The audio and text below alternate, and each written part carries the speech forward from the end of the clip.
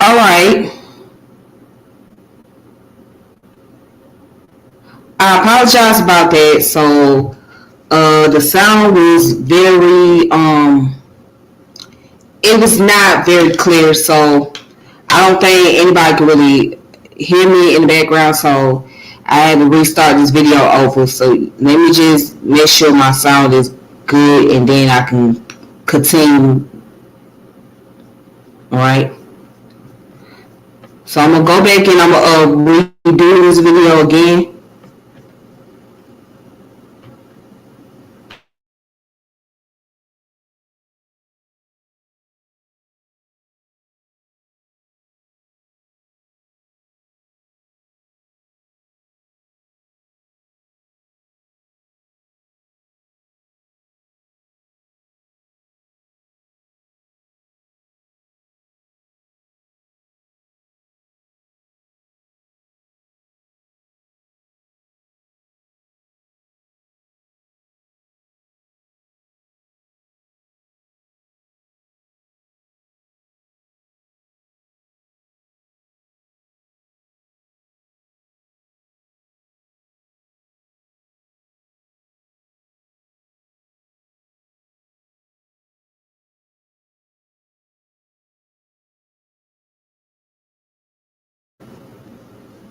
It sounded clear on my end, so yes.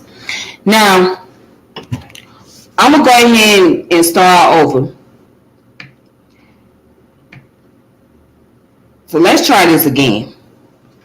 Now, going back to what I was reading, Derrick Bell, right, who was born Derrick Albert Bell Jr., he was an American lawyer, professor, and civil rights activist. He was born on November the 6th of 1930, and he died October the 5th of 2011. So going down here, state that he worked for the United States Department, then the NAACP Legal Defense Fund, where he supervised over 300 school desegregation cases in Mississippi. And after working as a prominent civil rights lawyer for almost a decade, Bell had a long academic career lasting the rest of his life. He started teaching at USC Law School, then moved to Harvard Law School, where he became the first tenure African American professor of law in 1971. All right. And so, alongside his teaching work, he developed important scholarship, writing many articles and multiple books. Using a legal lens to examine racism, Bell raised questions about civil rights advocacy approaches, partially stemming from the frustration in his own experiences as a lawyer. Bell is often credited as one of the originators of critical race theory, along with Richard Delgado, Charles Lawrence, Mari Matsuda, and Patricia Williams. He was a visiting professor at the New York University School of Law from 1991 until his death. He was also a dean of the University of Oregon School of Law. So what it said, he was born in the Hill District of Pittsburgh in 1930, and he was the eldest of 4 children and born to a working class family. Bell was offered a scholarship to Lincoln University, however, could not attend due to the lack of financial aid. So Bell would go on to receive a BA from Daskanese or the Kisney University in 1952. Before enlisting, he was a member of the Kisney Reserve Officer Training Corps and later served as an Air Force officer for 2 years, stationed in Korea for one of those years. In 1957, he received an LLB from the University of Pittsburgh School of Law. So Bell was the only black graduate of his class. In 1960, Bell married Jewel Harrison, who was also a civil rights activist and educator. They would go on to have 3 sons. They were married until Jewel's death in 1990. He later remarried Janet Duarte. So it goes on to talk about his career, his law career. So let's look at that. It says, after graduation, after a recommendation from then United States Associate Attorney General William P. Rogers, Bell took a position with the newly formed Department of Justice in the undergraduate recruitment program. Due to his interest in racial issues, he transferred to the Civil Rights Division. He was one of the few black lawyers working for the Justice Department at the time. Bell was the first academic in law that created a casebook that explored and examined the law's impact and relationship on race and racism. Along with this, he examined how race and racism shaped lawmaking during a time when connecting these ideas was not considered legitimate. So it goes on to talk about the NAACP and school desegregation cases. So in 1959, the government asked him to resign his membership in the National Association for the Advancement of Colored People because it was thought that his objectivity and that of the department might be compromised or called into question. Bell left the Justice Department rather than giving up his NAACP membership and compromising his principle. All right. So it says Bell returned to Pittsburgh and joined the local chapter of the NAACP. So afterward, in 1960, Bell was recruited by Derrick Bell, the head of the NAACP legal arm and the NAACP Legal Defense and Educational Fund. He would join the NAACP Legal Defense Fund in Pittsburgh, crafting legal strategy at the forefront of the battle to undo racist laws and segregation in schools. All right, so at the LDF, he worked alongside other prominent civil rights attorneys such as Thurgood Marshall, Robert L. Carter, and Constance Baker Motley. Bell was assigned to Mississippi. During his trip to the state, Bell had to be very careful about his safety. Once in Jackson, he was arrested for using a white-only phone booth. After returning to New York, Marshall mordantly joked that if he got killed in Mississippi, the LDF would use his funeral as a fundraiser. So when Bell was in Mississippi, he provided legal support to Mississippi schools, colleges, and voting rights activists, freedom riders. He also supported James Meredith's attempt to attend the Ole Miss Law School in 1962. So before I go any further, many people may wonder, well, why so many black folks at that time was trying to integrate into these white establishment or white institution? Well, because those institutions had more programs, more opportunities than the ones in the black institution. And I know many of y'all think, well, black people could create something. Yes, they did, and they made the attempt to create as much as they possibly could. However, they did not have enough funds, and nor did they have enough support. When you don't have enough fund or support, you can't get all the adequate resources that you need. So, therefore, in order to get the resources they needed, right, they had to pretty much integrate into going to the non-black universities that was ran by white people. They had to go to those universities and they had to go to facilities or any type of institution where they can get those resources, basic resources at that. So if we understand, this is why we have to study critical race theory, right, which examines racism from not only just the economic standpoint, but social standpoint and legal standpoint. Okay? Once we examine it, then we can be able to trace back its origin. We can trace the origin of how all of this thing come into effect. So I know it sounds redundant. I know it's just a bunch of same old talking points, but this is what it is. This is what we currently facing. This is what we deal with. So the past always have the effect on the present, and the present has a determination of what the future is going to be like. I'm going to say it again. The past always have the effects on the present, and the present always brings about determination of what the future is going to be like. So when you come from the underclass, if you will, for the sake of the argument, and you don't have as much resources in your community, you don't have a lot of adequate resources, you don't have the basic things that you really need, or a lot of the stuff that you need to keep your community going, you're going to branch out. You're going to go elsewhere where you're going to follow the money. So since white people, white Caucasian people, represents those who are mostly privileged and who have the most wealth in this country, that's what many people seek out to. because we don't have a lot of wealth. Yeah, you might have wealthy blacks that are millionaires and billionaires, but they only make up the small percentiles of those who are in that wealth bracket. Everybody else are either working class or poor people. Again, everybody else is either working class or poor people. So now what do you do next? Where do you go to get your resources? How do you go about gaining resources? You're going to go ahead and branch out. And that's what a lot of them did. They had to branch out. So it's not that easy to build up a community. It's not that easy to build up institution or programs. It takes a lot of work, and not only it takes a lot of work, it takes income. It takes economics. It takes money to do it as well. If you don't have the money, then it's pretty much hard to try to acquire these things or make these things happen if you don't have the money or if you don't have enough funds to do so. All right, let's go ahead and continue.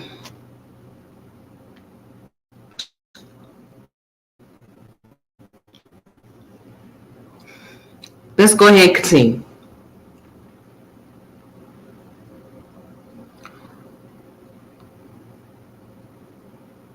All right, so right here it says later in life, Bell questioned the approach of integration they took in these schools cases because throughout the South, the winning rulings and the falling desegregation were often the cause of white flight. In the end, this often meant that the school remained sexually segregated. This would later influence his academic theories, where he argued that racism is so deeply rooted in the makeup of American society that it has been able to reassert itself after each successive wave of reform aimed at eliminating it. Now, is that deep? Is that not deep? So no matter what you try to do, right, no matter what it takes to eliminate the concept of racism, it's going to find a way to resurface itself no matter what the generation is.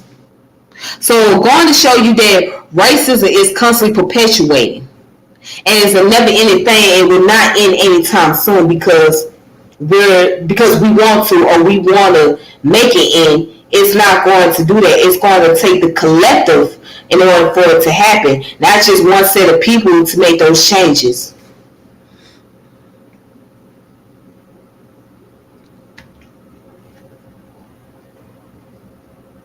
All right. So down here talk about how he spent half of his career up to his death working in academia. He worked at multiple prestigious law schools and throughout developed his theories about race, writing multiple books, which are considered foundation in the field of critical race theory. Bell spent a lot of his time creating more inclusivity for faculty within institutions such as USC, Harvard, and NYU. So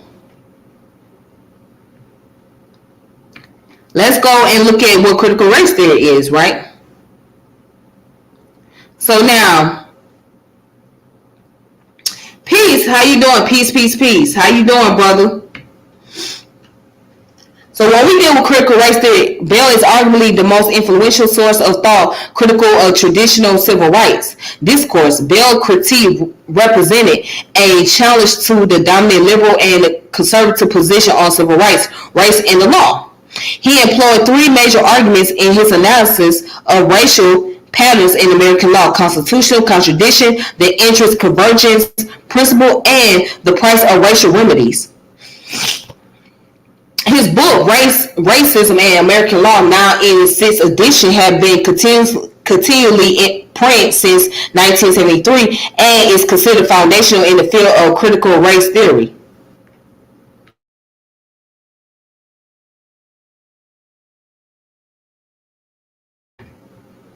All right, so it also go down and talk about following the Brown versus Board of Education decision and its apparent lack of progress for Black students. Bell grew interest in studying racial struggles within the educational system. During the 1970s, he studied and wrote about the effects of desegregation. He noted that desegregation did not undo the injustice set by segregation in the first place, but instead created a whole new set of problems for Black students attending predominantly white schools. Bell concluded, therefore, that the focus for American educational system should not be on national integration, but rather should be on improving the quality of education provided for Black students. Bell argued that in the 1954 Bell-Brown versus Board of Education case, the Supreme Court's decision was not due to a moral shift in nature, but rather because of the convergence of efforts in dismantling Jim Crow laws and racial segregation, as well as the concern of the white elite that the United States would lose the battle to communism and tarnish their reputation and global influence. His early work on education contributed to his creation of critical race theory alongside Kimberly Crenshaw, Alan Freeman, Cheryl Harris, Patricia J. Williams, Charles R. Lawrence, Mari Matsuda, and Richard Delgado. Okay? So basically, that's all. Now, let's go down here to where the points are.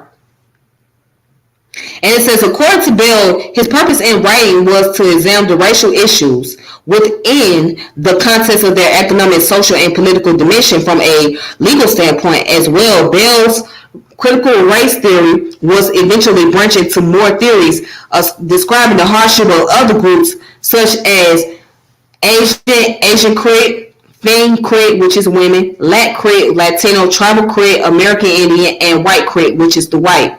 His theories were based on the following proposition. First, racism is ordinary, not aberrational. Second, white over color ascendancy serves important purpose, both psychic and material for the dominant group, right? Third, social construction thesis, race and races are products of social thoughts and relations. Fourth, dominant society racialized different minority groups at different times in response to shifting needs such as the labor market. Fifth, intersectionality and anti-essentialism thesis. No person has a single, easily stated unitary identity. Everyone has potentially conflicting, overlapping identities, loyalties, and allegiance. For example, a person who has parents with different religious views, political views, ethnicity, etc. And sixth, voice of color thesis. Because of different histories and experiences to those of white counterparts, matters that the white people are unlikely to know must be communicated to them by racialized minority. Alright, so those were his points. Okay? So let's go back to the beginning.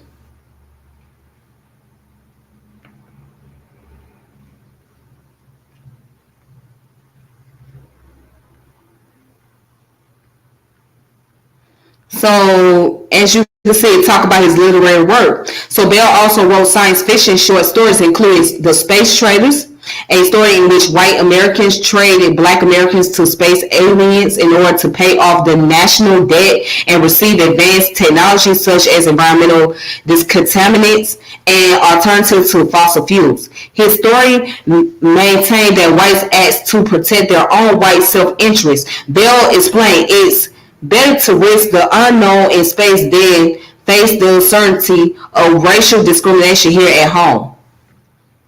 The story was adapted for television in 1994 by director Reginald Houlihan and writer Trey Ellis. It aired on HBO as the leading segment of a 3-part anthology entitled Cosmic Slob, which focused on black science fiction. I wish I would have known about that. In 1970, Bell published Race, Racism, and American Law, which would pioneer the unified civil rights themes that became prominent throughout American history. It contained the idea that racial progress would be achieved only when it aligned with white people's interests. Along with this, in 1992, Bell published a collection of short stories named Faces at the Bottom of the Well, which highlighted a radical vision of the persistence of racism in American society. So I just want to stop right there. I want to stop where it talks about the space trading and black science fiction. Now, it's very interesting that he will be able to use the political argument or political points into making it into science fiction. So the way that he tells a story about white Americans and black Americans and how white people basically traded black people into space in order to preserve their society, right, and preserve their environment and bring about alternatives to fossil fuels. So for those of you that don't know about fossil fuels, right, so let me break this down. Let's break down the science of that. So when you die, when you pass away, your body's going to become decomposed. And when your body becomes decomposed, your body breaks down, right? It breaks down and goes back into the earth. Okay, it becomes food for other organisms because you're part of the ecosystem, right? But also, it's that other part of you as far as the elements, like the elements on the periodic tables, those elements can be found in your body, which can be also used to bring about the fuel and natural gas. Okay, so when people talk about the fossil fuel, right, they're talking about the organic. They're talking about the fuels that come from like the organism and the components of the organism. So that's what happens. Our body breaks down. So the only thing that is left of us is our bones, because of course the bones is not going to die, right? So you could collect a lot of information from the bones as far as like the DNA is concerned. As long as it's not distorted, because if it's distorted, then it's hard to collect evidence, it's hard to collect information. But everything else is going to break down. It's going to go back to the earth. Part of the ecosystem.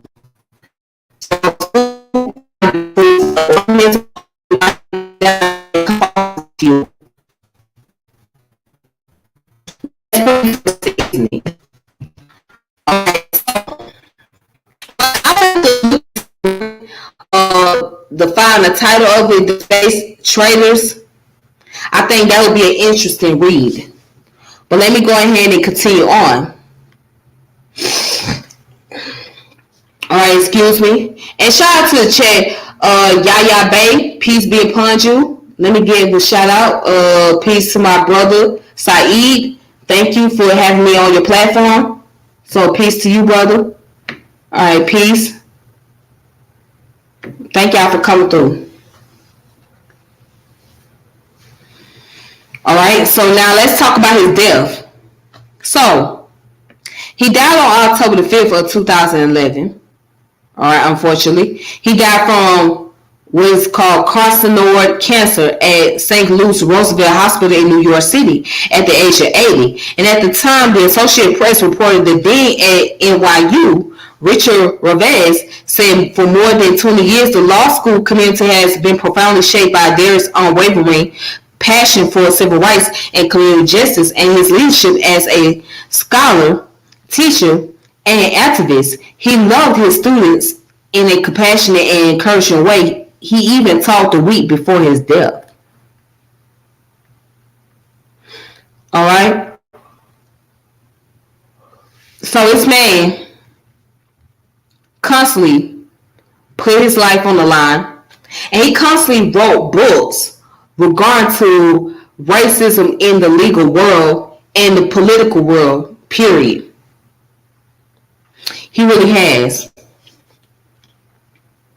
Alright, so we're going to go over some of the read materials, but if you guys want to check out more information, you can always come over here to Wikipedia, and you can just go down to where it says references at the bottom of the page, and you always want to look up external links as well. Okay,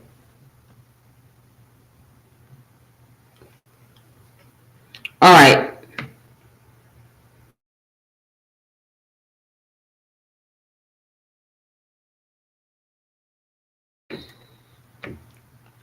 So now what we're gonna do is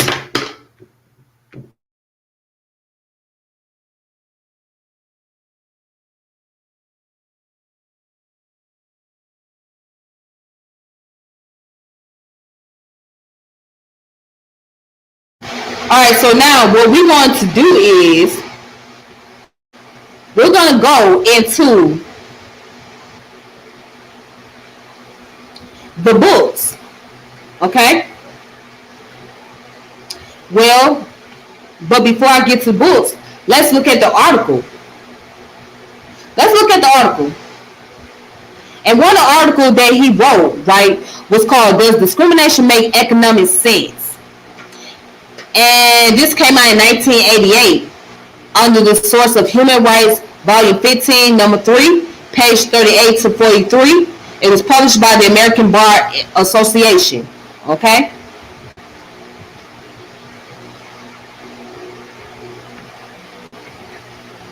So let's look at it. Take a look at it. As you can see, there's a picture.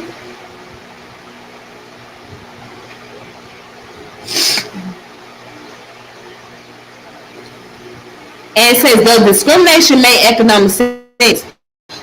For some, it did and still does.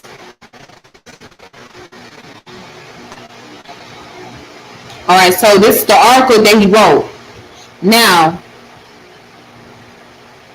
he said a few years ago, I was presenting a lecture in which I enumerated the myriad ways in which black people have been used to enrich this society and made to serve as its proverbial scapegoat.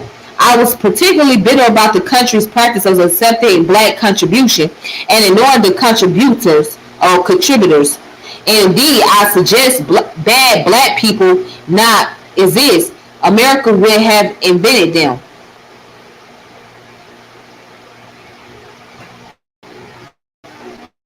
Alright, so let's go ahead and skip over here. What it is. But the cost and cost benefit of racial discrimination are not so neatly summarized.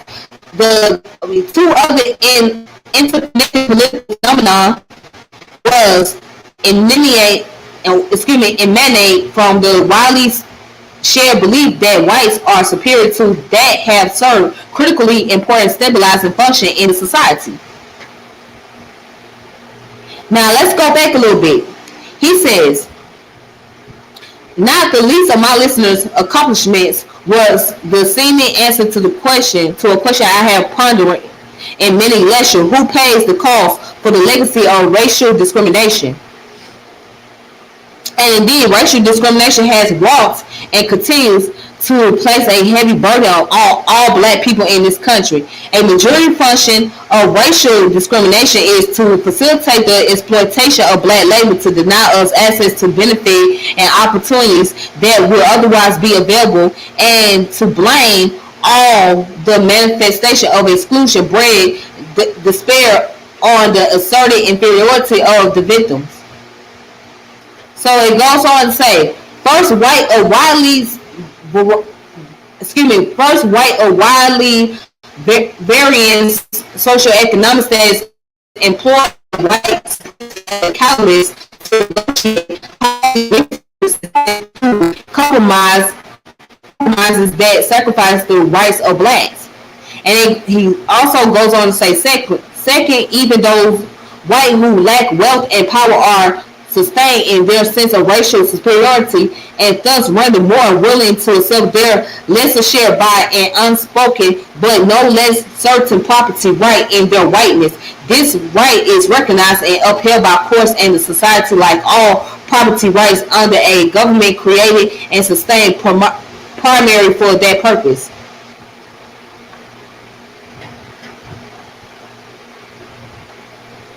Alright, so this is the article, and if you guys want to check out the article, just look up "Does Discrimination Make Economic Sense" by Derrick Bell. And This comes from Human Rights, Volume 15, number 3, in fall 1988. All right. So let's go ahead and let's continue on with the books. So I'm going to show you guys the list of books that you guys can check out for yourselves that was written by Derrick Bell. So the first book is called And We Are Not Saved, The Elusive Quest for Racial Justice.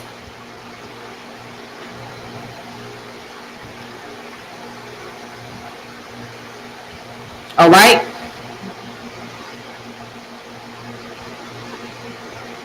So if you guys want to, you guys can check this book out. This book was copyrighted in 1987 and it was copyrighted again in 1989.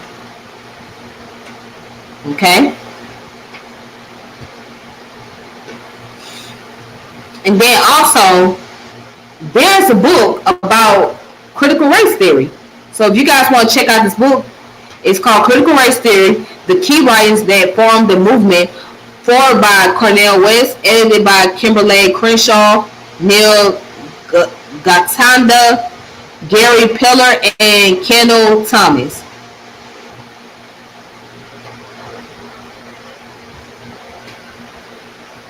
All right. So that's that book. And then another book is called Police Brutality, which is the anthology edited by Jill Nelson.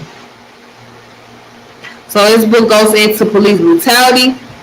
As you can see, the picture right there is a picture of the video that was shown of the police officer beating on Rodney King back in 1991, I believe.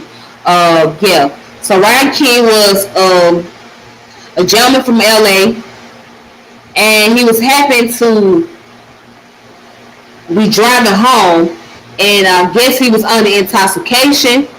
But anyway, the police officer took him out the car and they started beating on him. And that's when that whole riot took place in LA. And around that time when the riot was happening, that's when the gang started forming what they call a truce. So a truce means to bring peace. It was a peace treaty for the Bloods and Crips to come together. So that whole riot kind of just brought the Bloods and Crips together and, brought about peace amongst them. You know what I'm saying? So it was a wake-up call for them. All right, so, yeah, so that was the picture. That picture right there inspired the book about police brutality.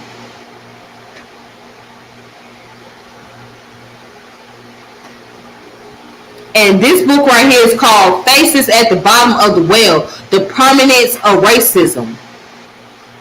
Okay, by Derrick Bell.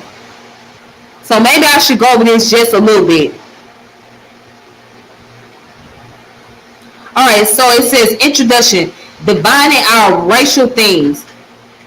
In these bloody days and frightful nights, when urban warrior can find no face more despicable than his own, no ammunition more deadly than his self-hate, and no target more deserving of his true aim than his brother, we must wonder how we came so late and lonely to this place. Maya Angelou.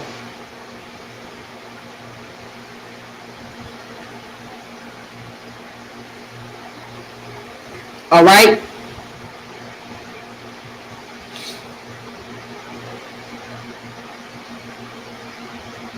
Okay, so basically it's the introduction. Let's look at racial symbols and a limited legacy. So let's look at where he wrote. Right here, he got a poem about Langston Hughes. So we stand here on the edge of hell in Harlem and look out on the world and wonder what we're going to do in the face of what we remember Langston Hughes.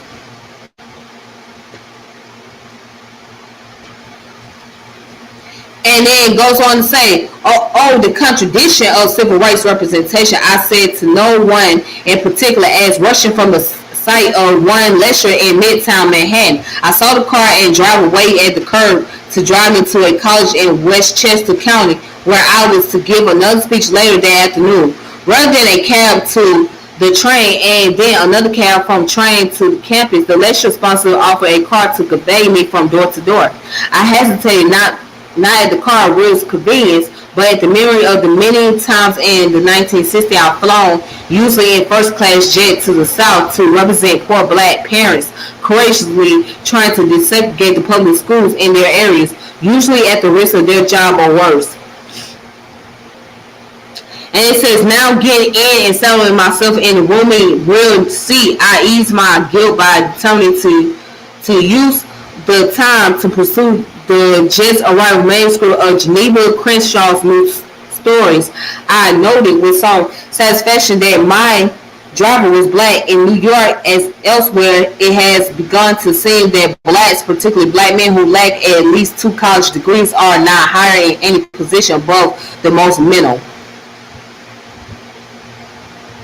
Alright, so it says, while hardly intended for that purpose, the national holiday on the third Monday in January to honor Dr. King serves as 2 weeks prelude to February Black History Month. This 6-week commemorative period is a boon to every black public figure, from politicians to sports stars able to mount a platform and collect a fee. Black academics have certainly benefited in this speaker's market. As a law teacher specializing in criminal and civil rights laws, I received many invitations during this annual interval of public interest in the problems of our people.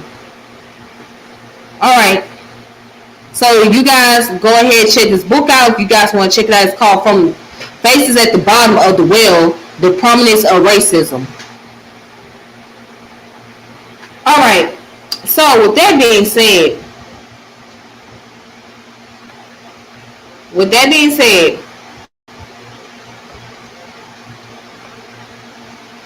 Derrick Bell was always putting his focus on racism because he seen how it affect the African American community and how it affect the people overall. So he said, you know what? Even though I'm in law school, right, but I want to be able to put my focus on racism. I want to do what I can to bring about justice for our people and bring about the education, the plight of the African American community. And that's what he did. So now, I just want to let you guys know that I really appreciate it and thank you guys so much. And again, I would encourage everyone to look up critical race theory and why it's so important. Why it's so important to learn about critical race theory. Alright? So until then, you guys take it easy on yourself. Please be safe. Thank you for tuning in. Shout out to everybody in the chat that's watching. And shout out to those people who have subscribed to my channel. Until next time, peace and power, elevation be to all you. This your girl Tiffany, and I'm logging off saying deuces. And y'all be safe. And I'll talk to you guys later. Alright? Alright then. Thank you so much.